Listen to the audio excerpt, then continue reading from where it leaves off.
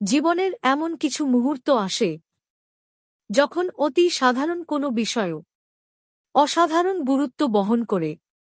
একটি চিঠি এসে পৌঁছায়, একটি বার্তা আসে, একটি কণ্ঠস্বর ডেকে ওঠে, আর আমরা ভাবি, এসবের সুরাহা আমি পরেই না হয় করব। একবার এক নারী ব্যাংক থেকে একটি চূড়ান্ত নোটিশ পেলেন। তা দেখে তিনি বললেন, এটিই শেষ নোটিশ।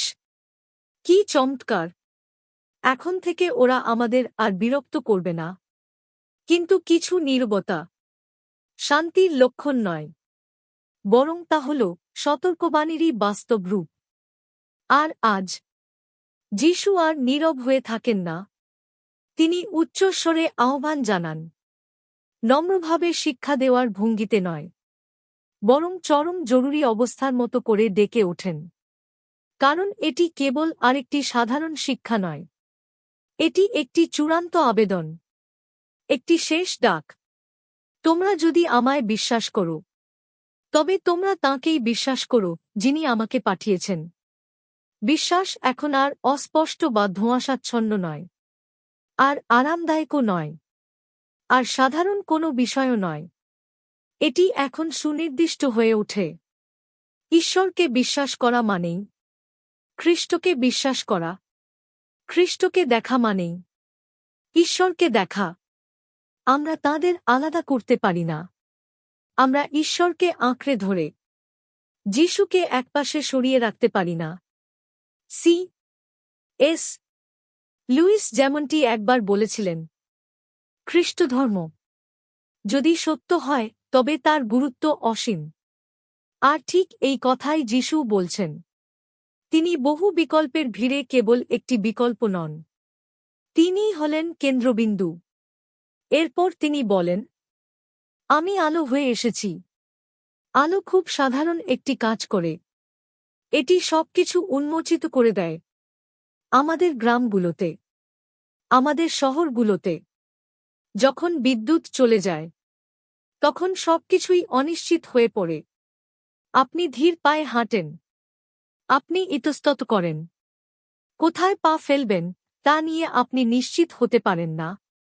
কিন্তু যখন আলো ফিরে আসে, তখন নতুন করে কিছুই যুক্ত হয় না। আপনি কেবল সবকিছু স্পষ্টভাবে দেখতে পান। খ্রিস্ট ঠিক এই কাজটিই করেন। তিনি বাস্তবতাকে সৃষ্টি করেন না, তিনি কেবল তা উন্মোচিত করেন। তিনি পথ দেখিয়ে দেন, তিনি সত্যকে তুলে ধরেন, তিনি আমাদের অন্তরের স্বরূপ দেখিয়ে দেন। আর ঠিক এই কারণেই কেউ কেউ আলোকে ভালোবাসেন, আবার কেউ কেউ তা এড়িয়ে চলেন। কারণ আলো কেবল পথটুকুই দেখিয়ে দেয় না, এটি আমাদের নিজেদেরও আমাদের সামনে তুলে ধরে। হিপ্পোর সন্ত অগাস্টিন যেমনটি একবার প্রার্থনা করেছিলেন, ডোমিনে দামিহি কাস্তিতাতেম এত কন্তিনেন্তিয়াম সেদ নলি মোদো। প্রভু, আমাকে পবিত্রতা ও সংযম দাও, কিন্তু এখন নয়। আমরা মৃদু হাসি, কারণ আমরা বিষয়টি বুঝতে পারি। আমরা ঈশ্বরকে পেতে চাই, তবে খুব ধীরে সুস্থে। আমরা পরিবর্তন চাই, তবে কোনো মূল্য না চুকিয়েই। আমরা আলো চাই, কিন্তু কোনো প্রকাশ বা উন্মোচন ছাড়াই। তবুও যিশু বলেন, যদি তুমি বিশ্বাস করো, তবে তুমি আর অন্ধকারে থাকতে পারো না। কিছু একটা অবশ্যই পরিবর্তিত হতে হবে, কিছু একটা অবশ্যই নড়ে উঠতে হবে। আর ঠিক তখনই তিনি এমন কিছু বলেন যা আমাদের প্রায় বিস্মিত করে তোলে। আমি বিচার করতে আসিনি, এসেছি পরিত্রাণ দিতে। এটাই করুণা, এটাই অনুগ্রহ।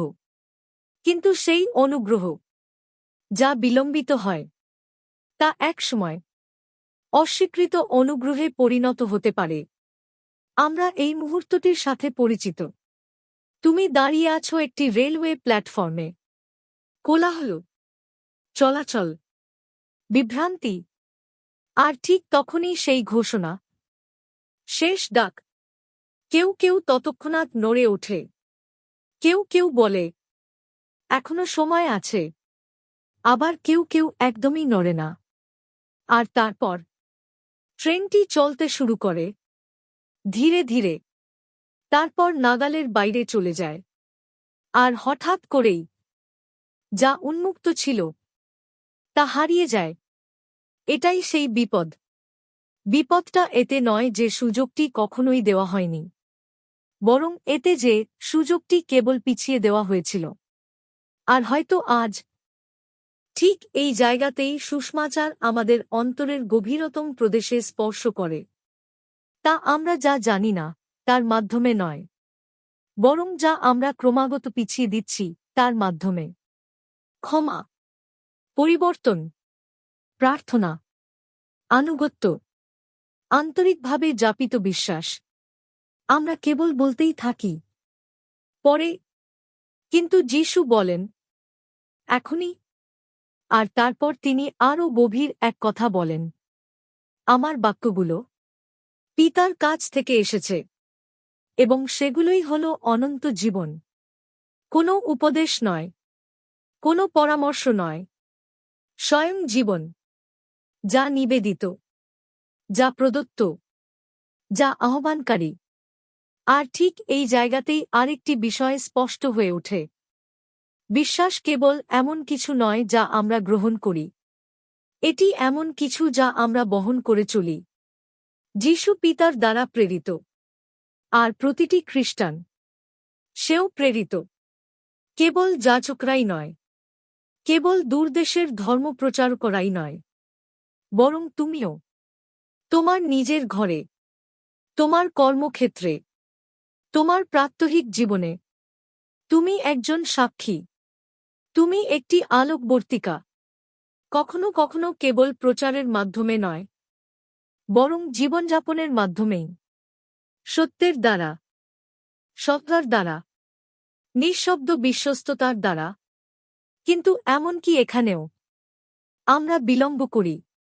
আমি প্রস্তুত নই, আমার যথেষ্ট জ্ঞান নেই, অন্য কেউ নিশ্চয়ই এটা করে দেবে।